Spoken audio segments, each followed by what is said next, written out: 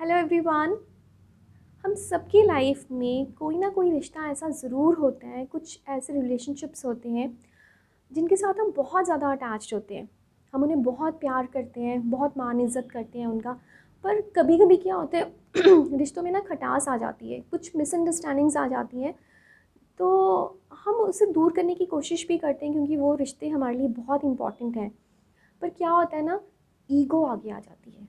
हम सोचते हैं यार मैं ही क्यों हमेशा ऐसे करूं, मैं ही क्यों बात को ख़त्म करने के लिए एफ़र्ट करूं, वो भी तो कर सकते हैं ना। मैं ही क्यों हमेशा सॉरी बोलूं, वो भी कर सकते हैं। तो अगर आपके साथ भी ऐसा कुछ हो रहा है तो आइए सुनाती हूँ आपको एक ब्यूटीफुल सी कहानी। आज की कहानी है अनीशा और सुमित की।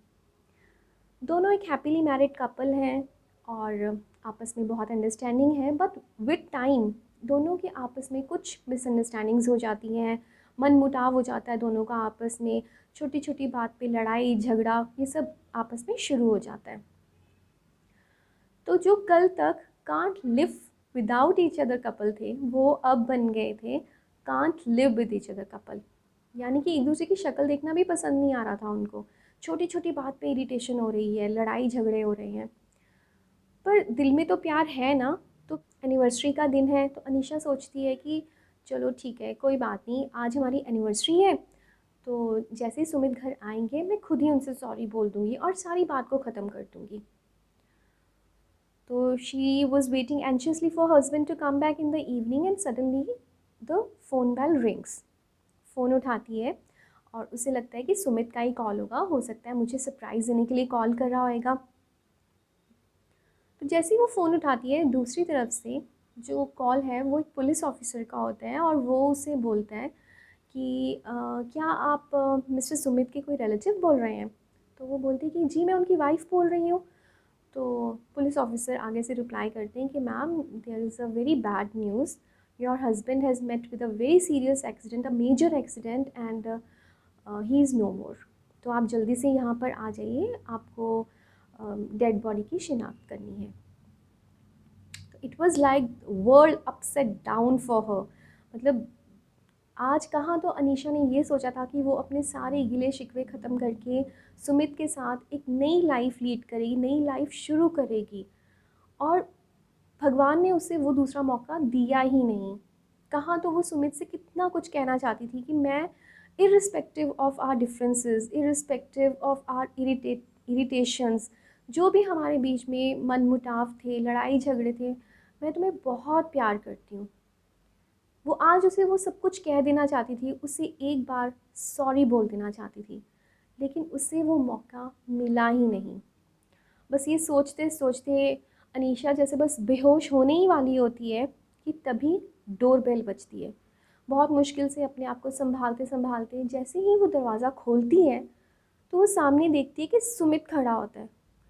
And she just hugs him and cries out loud. इतना रोती है उसे गले लगाकर और उसे बोलती है, बार बार उसे बोलती है कि सुमित आई एम सॉरी, सब गलतियाँ मेरी थी, मैंने तुम्हें बहुत परेशान किया, मैंने अपनी ईगो की वजह से तुम्हें इतना ज़्यादा इग्नोर किया, उसके लिए I am so so sorry. दूसरी तरफ सुमित भी आज अपना मन बना के आया होता है कि आज की हमारी जो एनिवर्सरी है उसे मैं स्पेशल बनाऊंगा, अपनी की हुई हर गलती की अनीशा से माफ़ी मांग कर। पर अचानक से अनीशा को इतना रोते हुए देख के वो उसे पूछता है कि क्या बात हो गई ऐसी। तो वो उसे बताती है कि ऐसे ऐसे मुझे पुलिस स्टेशन से कॉल आया था और ऐसे उन्होंने मुझे बोला तुम्हारे बारे में कि तुम्हारा कोई एक्सीडेंट हो गया है। तो सुमित उसे बताता है कि हाँ यार, आज एक्चुअली मेरा जो वॉलेट था ना वो चोरी हो गया, और जो भी उसमें डिटेल्स से नंबर थे वो सब उसी में थे, तो शायद उसी में से उन्होंने नंबर देख के तुम्हें कॉल करा होगा। तो स्टोरी का जो मॉरल है फ्रेंड्स वो कुछ ये है कि लाइफ में अनीशा और सुमित को तो एक सेकंड चांस दे दिया, एक सेकंड चांस उनको मिल गया अपनी लाइफ को दोबारा से रीस्टार्ट करने का, एक दूसरे से माफ़ी मांग के अपने गिले शिकवे ख़त्म करके दोबारा से सब कुछ नए सिरे से शुरू करने का। लेकिन ज़रूरी नहीं है कि लाइफ सबको एक सेकंड चांस दे। हो सकता है कि आप सोचते ही रह जाओ कि ठीक है, कल मैं उसे सॉरी ज़रूर बोल दूँगी, कल मैं उसे जाके अपने किए हुए जो भी मैंने गलती करी है उसके लिए मैं उससे अपोलोजाइज़ कर लूँगी, पर हो सकता है कि वो कल कभी आए ही नहीं। तो जो है वो आज ही है। अगर आपके मन में किसी के लिए भी ऐसी कोई फीलिंग है, ऐसा कोई गिल्ट है, और आप इर्रिस्पेक्टिव ऑफ द डिफरेंसेस आप उससे प्यार करते हैं, पर कहीं ना कहीं कोई गुस्सा, कोई मनमुटाव है, तो छोड़ो यार, जाने दो। ये लाइफ बहुत छोटी है, life is too short to go on ego trips. मस्त रहो, माफ़ कर दो, फॉरगिव एंड फॉरगेट वाला फंडा अपनाओ।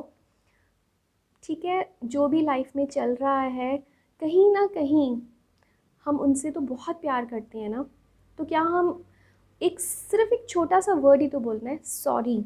सिर्फ सॉरी बोल के अगर रिश्ते सुधर जाते हैं, अगर रिश्तों में स्वीटनेस वापस आ जाती है, तो क्या बुरा है। So be grateful and be happy for what we have. तो मिलते हैं कुछ इसी तरह की इंटरेस्टिंग मज़ेदार स्टोरीज़ के वीडियोज़ के साथ।